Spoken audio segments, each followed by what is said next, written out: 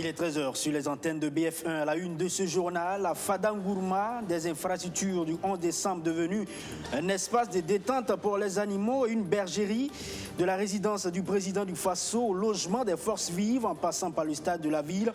Vétusté et état critique, c'est le qualificatif de ces infrastructures. C'est un véritable handicap pour les habitants de la cité de Yendabli, qui vit aussi dans l'insécurité déjà. Constat à suivre dans un court instant. Après la fusion des partis de l'UNIPS et l'UMPS, l'UPR, l'Union pour la République, rejoint l'UMPP. L'UPR et l'UMPP, le mariage a été scellé dans la boucle du Mouhoun. Première raison évoquée avec cette fusion, l'union sacrée de toutes les forces pour lutter contre le terrorisme, mais aussi faire un seul corps pour relever les défis qui assaillent et menacent les Burkinabés. Il n'y a pas de honte à cela. La réaction des responsables du parti à suivre dans ce 13h. Il effectuait récemment sa rentrée 2021. Le mouvement endogène ne perd pas le temps pour se rapprocher davantage des Burkinabés. Endogène de Harouna Kaboré, inauguré son siège régional à Bobo-Dioulasso, un siège qui vient créer un contact entre toutes les communautés pour surmonter les difficultés actuelles que rencontre le Burkina Faso. Voilà donc pour le sommaire. Bonjour à toutes et à tous et bienvenue si vous nous rejoignez. C'était le 4 août 2021. L'Union pour la Renaissance Parti sankariste et le mouvement patriotique pour le salut célébraient leur union. L'UPR, l'Union pour la République, n'a pas perdu de temps. Elle a organisé donc son mariage avec le parti de Roch Kaboré le week-end dernier à Dédougou. Désormais, l'UPR et le MPP ne forment plus qu'un. Pourquoi cette fusion? Les explications de Archimède Boy.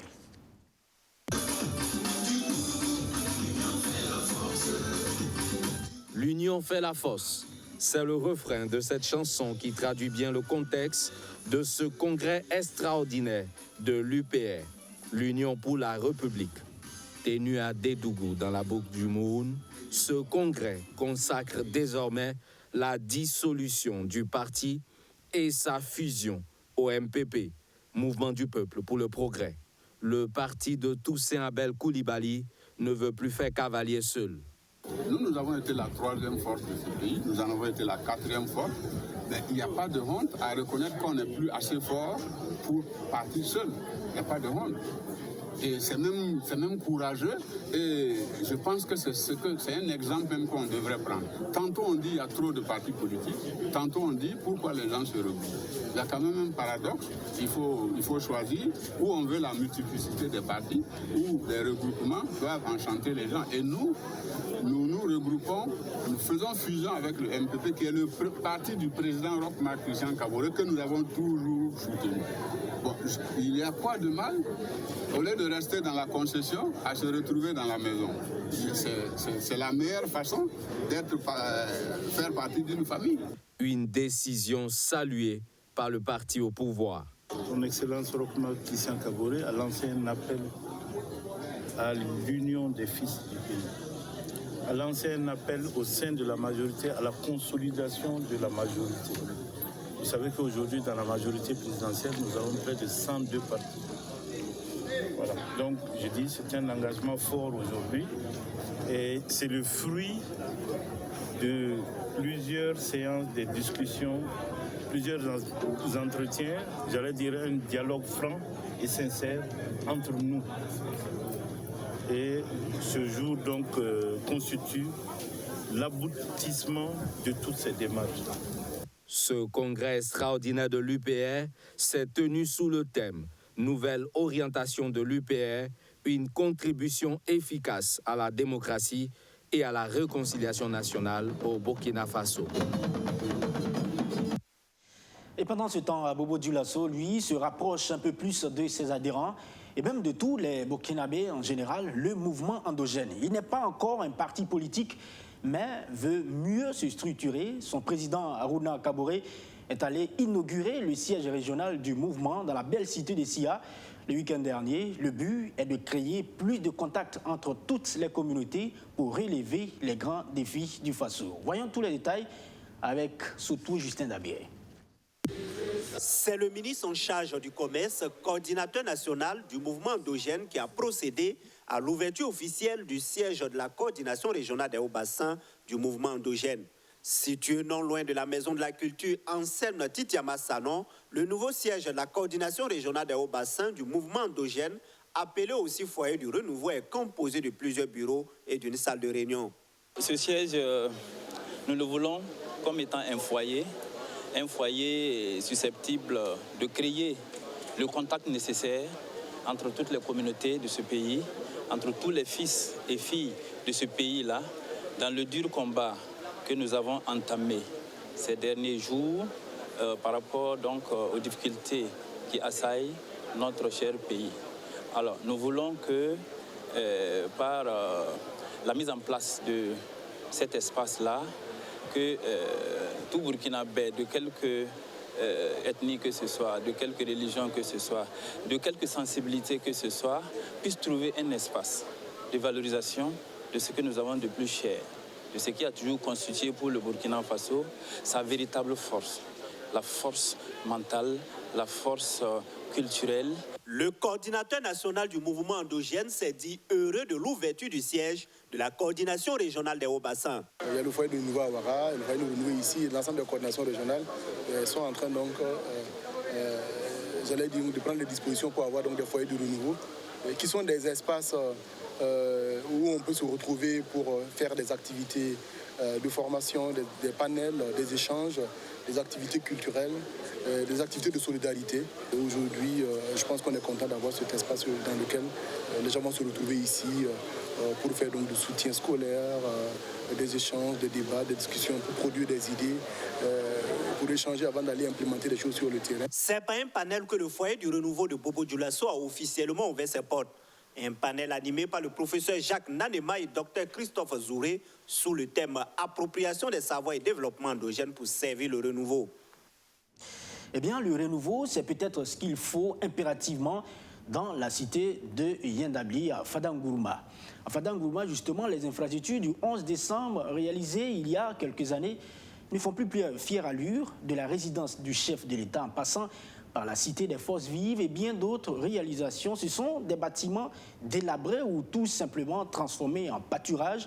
Pourtant, elles datent seulement de 2008, ce qui désole les Fadalais. Constat de Moussa Yonli, Amadou Diko et Archimède Boy.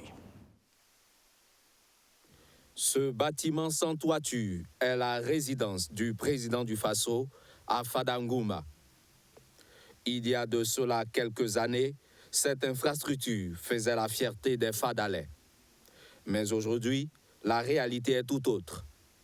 Après avoir été incendié et saccagé en 2014 par des insurgés, le pied-à-terre du président est devenu un lieu de pâturage. Je ne suis pas contente de voir ce bâtiment depuis comme cela, parce qu'ils ont tout gâté.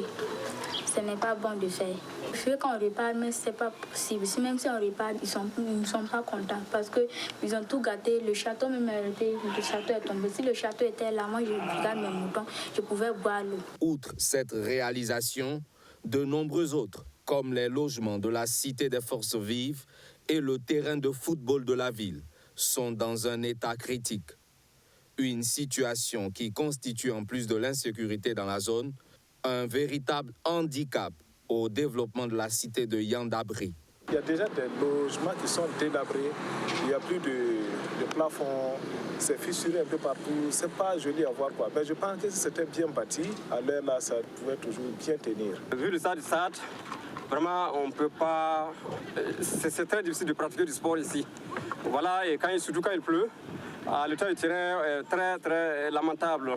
On trouve ça et là des creux, beaucoup d'herbes, des flaques d'eau, un peu partout.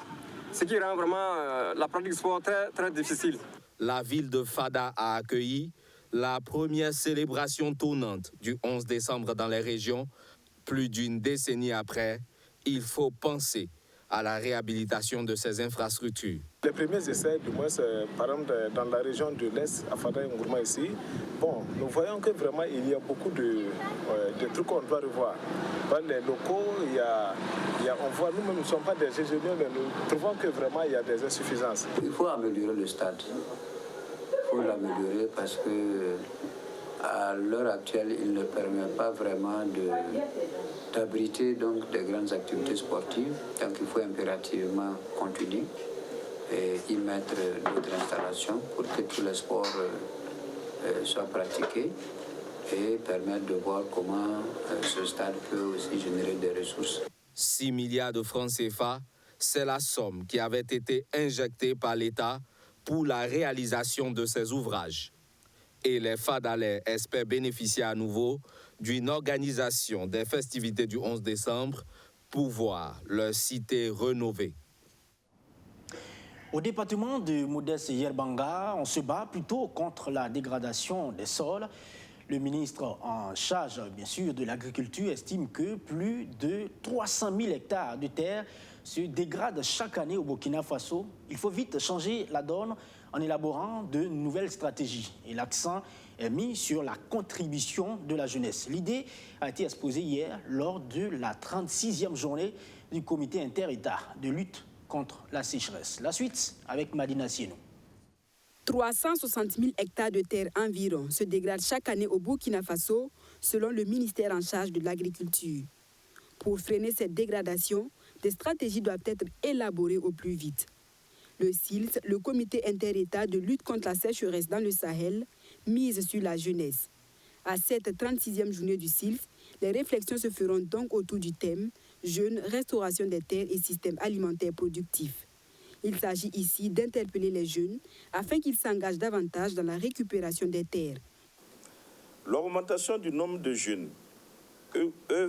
ouvre des perspectives du rajeunissement des forces de travail, d'entrepreneuriat liant l'économie rurale à l'économie urbaine. La population jeune, loin d'être un fardeau, est un potentiel énorme pour l'atteinte de la sécurité alimentaire et nutritionnelle. Si les conditions sont créées en termes de création d'emplois dans le secteur agro-silvopastoral, halieutique et faunique, cette jeunesse contribuera à la restauration de nos sols et à l'utilisation des technologies modernes pour des systèmes alimentaires productifs et durables. Et justement, pour des systèmes alimentaires productifs et durables, le secteur agro-silvopastoral serait une alternative.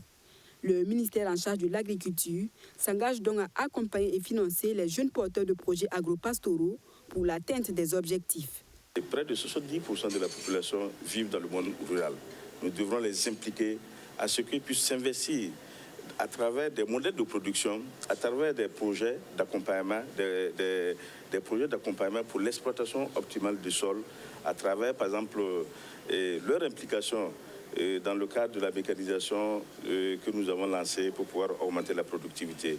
L'année 2021 marque le début de la décennie de la restauration des écosystèmes 2021-2030, déclarée et lancée par l'ONU en 2019. Cette 36e journée du CILS est donc une occasion pour sensibiliser davantage les décideurs politiques et les partenaires au développement sur la problématique de l'employabilité des jeunes et de la restauration des terres pour une sécurité alimentaire et nutritionnelle des populations dans l'espace CILS. À Bobo Dioulasso, c'est également des jeunes qui ont bénéficié d'un accompagnement financier du Fonds de développement culturel et touristique. Ils sont regroupés au sein de Couleurs, Pinceau et X Aéro Design Production, deux associations du monde des arts. C'est un financement qui s'inscrit dans le cadre de la mise en œuvre d'un projet de renforcement des capacités de la jeunesse de l'ouest du Burkina Faso. Et c'est dans le domaine des arts plastiques et appliqués. Le projet, qui va durer 6 mois, consiste clairement à recruter 2 jeunes filles et 10 garçons, déscolarisés, leur donnant bien sûr une formation en peinture, en batik ou encore en peinture numérique. Témoin du lancement officiel de cette formation avec surtout Justin Daviré. Du 13 septembre 2021 au 22 mars 2022, 10 filles et 10 garçons déscolarisés de l'ouest du Burkina Faso vont bénéficier d'une formation professionnelle en peinture, en batik, en sculpture et en dessin et peinture numérique. Le projet vise à contribuer à la promotion des arts plastiques et appliqués par la professionnalisation des acteurs. Il est porté par l'Association des artistes plasticiens de couleur pinceau et Is Aero Design Production. Nous, depuis très longtemps, nous avons eu ce projet de travailler sur le cinéma d'animation. Voilà, donc qui dit cinéma d'animation dit aussi artiste de talent. Voilà, donc nous avons voulu nous-mêmes, parce que ça fait beaucoup d'années qu'on en parle. Maintenant, nous avons compris qu'il fallait aussi qu'on forme les personnes qui pourront nous aider à entreprendre voilà, ce projet. Donc c'est ce projet que nous avons soumis et finalement, voilà, nous avons eu ces jeunes-là que nous voulons former depuis longtemps. À la fin du projet, les 20 jeunes devaient être aptes à exercer avec professionnalisme les métiers de peinture, de batik, de sculpteur et de dessin et peinture numérique. Les gens qui seront formés, ils seront nos partenaires, comme il a dit, parce que nous, on va les utiliser. Voilà, parce qu'on va leur apprendre des choses qui vont servir pour faire les films d'animation, ou bien qui vont les servir eux-mêmes s'ils veulent faire des productions pour eux-mêmes. Je veux dire, s'ils veulent créer des œuvres pour eux-mêmes, ils pourront le faire. Mais si une production a besoin d'eux pour faire un film d'animation, ils pourront aussi faire cela. Nous avons une ambition de pouvoir produire des films d'animation. Mais le problème, pourquoi ça ne démarre pas, c'est parce qu'il n'y a pas des gens capables de faire cela. Parce que le cinéma d'animation, c'est un haut niveau. Il faut savoir dessiner la même personne dans toutes les positions. C'est dans ce sens-là, on veut donner à des gens qui sont déjà talentueux des notions qui puissent les permettre de se lancer dans le cinéma d'animation. Le projet de formation des jeunes dans les domaines des arts plastiques et numériques est financé à hauteur de 16 millions de francs CFA par le FDCT, le Fonds de développement culturel et touristique. Si les jeunes de Bobo Dioulasso ont bénéficié d'un financement du FDCT, Mélissa Kafando, une autre jeune burkinabé, elle y est allée d'abord avec ses propres moyens pour se lancer dans l'élevage de cochons. Petit à petit, elle possède aujourd'hui une ferme et elle s'en sort plutôt bien avec ses revenus. Mais en dehors de la vente, c'est un amour qui lie Mélissa et les animaux. Elle a été rencontrée par une équipe de Studio Yafa. Regardez. Bonjour ma belle. Hey. Viens, retourne-toi, on va faire le selfie. On va faire la photo. On va faire la photo, non.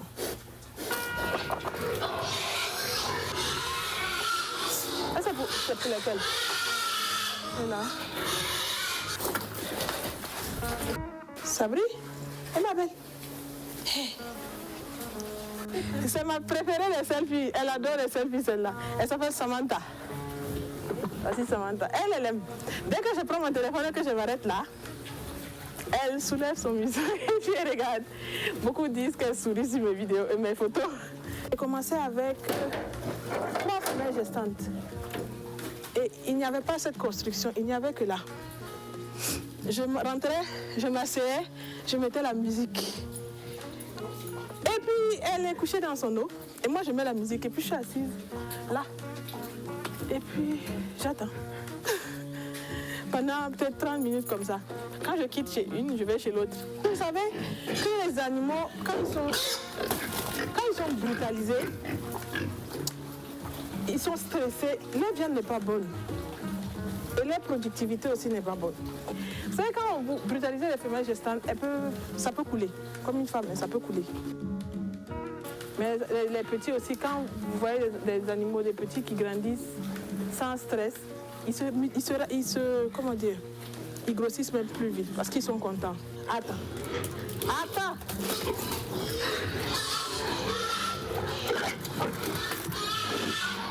L'aliment est différent. Par exemple, ce que je viens de donner, c'est de l'aliment gestante, pour les femelles gestantes. Et ça, c'est l'aliment finition. C'est pour les aider à grandir, pour ceux qui ne sont pas encore arrivés.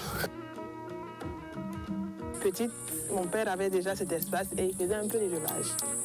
L'élevage de bœufs, mais un peu l'élevage traditionnel, genre juste pour en avoir. Et très vite, j'ai commencé à avoir cet amour pour les animaux, les chiens, les chats. Le début a été un peu difficile parce qu'elle ne s'y connaît pas, il faut traiter les animaux, il faut castrer les petits. Mais bon, j'ai vu que vraiment elle s'est donnée. Dès que celui qui est sur le champ là, le champ dit que Mélissa, il y a tel animal qui n'est pas bien portant, tout de suite, elle démarre, elle amène peut-être un infirmier, en tout cas quelqu'un qui peut l'aider. La première fois que j'ai vendu des pois, j'ai pleuré. On est venu les chercher pour les amener à l'abattoir. J'ai pleuré sur la route. Ça m'a fait mal de me séparer comme ça.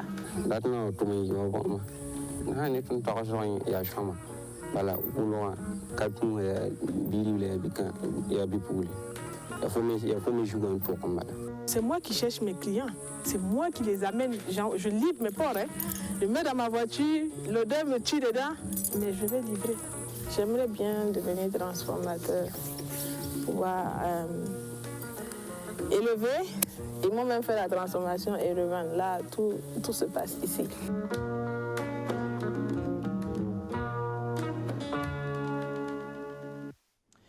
Et puis le dimanche dernier se jouait le championnat national de gymnastique dans le dojo de l'Institut des sciences du sport et du développement humain. 48 gymnases étaient donc au rendez-vous de ce 13e championnat. Les athlètes expriment l'engouement dans ce sport, mais les moyens financiers et matériels manquent clairement. Figurez-vous, 30 000 francs CFA. C'est la somme que perçoit chaque champion dans cette discipline. Le compte-rendu de Madi Zongo et Sandrine Zougouri. Mohamed Traoré et Grace Zerbo sont les maîtres dans leur catégorie, les moins de 14 ans. Dans la catégorie supérieure, Aminata Traoré et Stéphane Benao sont désignés meilleurs de la saison. Nous sommes au championnat national de gymnastique. Les résultats sont satisfaisants, mais quelques efforts restent à fournir si le Burkina Faso veut se hisser au plan international. Le niveau des compétiteurs reste moyen parce que si nous voudrons sortir pour aller au plan régional ou international, il va falloir rehausser ce niveau. Mais on est toujours satisfait parce que le niveau est toujours croissant. On a vu qu'au niveau des garçons, le niveau est bien maintenu, c'est satisfaisant. Au niveau des filles, il y a encore du travail à faire. Mais il faut dire que c'est de la gymnastique africaine. Il y a la gymnastique africaine et la gymnastique européenne. Mais dans la gymnastique africaine, nous avons quand même notre place et nous pensons que nous progressons vers cette place-là. Les gymnastes ne sont pas rémunérés à la hauteur de leurs efforts. 30 000 francs CFA, c'est la somme reçue par chaque champion. Mais le ministre des Sports et des Loisirs préfère déplorer le manque de matériel. Je pense qu'il ne faut pas trop donner d'importance aux valeurs monétaires. C'est vrai, nous allons travailler à pouvoir rehausser ça de manière à ce que les champions dans toutes les catégories soient traités de la même façon qu'il se doit. Mais je crois que ce que j'ai observé aujourd'hui, va au-delà de la question des prix. C'est l'absence du matériel. Vous voyez, on n'a pas vu les anneaux, on n'a pas vu le cheval, on n'a pas vu un certain nombre d'instruments qu'on utilise en gymnastique. La gymnastique est une discipline olympique depuis la Grèce antique. Elle répond à des critères en termes de notation. On essaie d'évaluer le gymnaste au niveau de sa prestation. Chaque gymnaste doit puiser dans un répertoire d'éléments qu'on estime de difficulté, des éléments de force, des éléments de force statique, de force dynamique, des éléments d'acrobatie et des éléments d'équilibre. Donc c'est dans l'ensemble de ces 4 éléments que le gymnaste doit puiser et composer son enchaînement. Pour ce 13e championnat national de gymnastique, 48 gymnastes étaient au rendez-vous dans les 2 catégories de moins de 14 ans et plus de 14 ans en hommes et dames.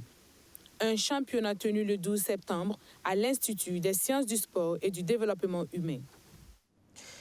Direction la Guinée avant de refermer ce journal. Le colonel Mamadi Doumbouya et ses hommes ont ouvert hier, mardi, une concertation tous azimuts pour définir le contenu d'une transition. Une transition censée ramener les civils à la tête du pays. Pour l'heure, rien n'a encore fuité en ce qui concerne la feuille de route des discussions. Mais le colonel Mamadi Doumbouya a exprimé sa volonté d'adopter une démarche inclusive. Les précisions de nos confrères d'Africa News. Quel contenu donner à la transition post-Alpha Condé en Guinée? La réponse à cette question est attendue à l'issue des échanges entre la junte au pouvoir, les partis politiques et les acteurs de la société civile du pays. Le top départ de la concertation a été donné ce mardi. Pendant 4 jours, les différents acteurs tenteront donc de cerner les contours de la transition afin de rassurer notamment la communauté internationale. Vous savez, nous avons eu le premier coup d'État qui a été fait par l'ancien président, qui est allé chercher un 3e mandat. Ce n'était pas légal. Donc, c'est pour ça que nous avons eu un coup d'État militaire pour arrêter le coup d'État constitutionnel. Et je pense que la communauté internationale devrait nous aider, devrait aider la Guinée à avoir une bonne transition. Une bonne transition, mais avec quel rôle pour les militaires et sur quelle période? Telles sont notamment les questions auxquelles les participants devront apporter des réponses. Il s'agit de la possibilité d'avoir une discussion entre toute la société civile guinéenne et les partis politiques pour donner notre opinion sur cette transition, pour aller de l'avant et gérer la transition afin que nous puissions avoir un vrai gouvernement et une vraie élection acceptable pour tout le peuple guinéen. Pour l'heure, rien n'a encore filtré concernant la feuille de route des discussions, encore moins des intentions réelles du nouvel homme fort de Conakry. Et voilà, c'est ici que prend fin ce 13h. Merci à vous de l'avoir suivi. Je vous retrouve demain pour notre session d'information à la même heure. Prenez bien soin de vous et des autres. Le programme se poursuit sur BF1, la chaîne au cœur des grands défis.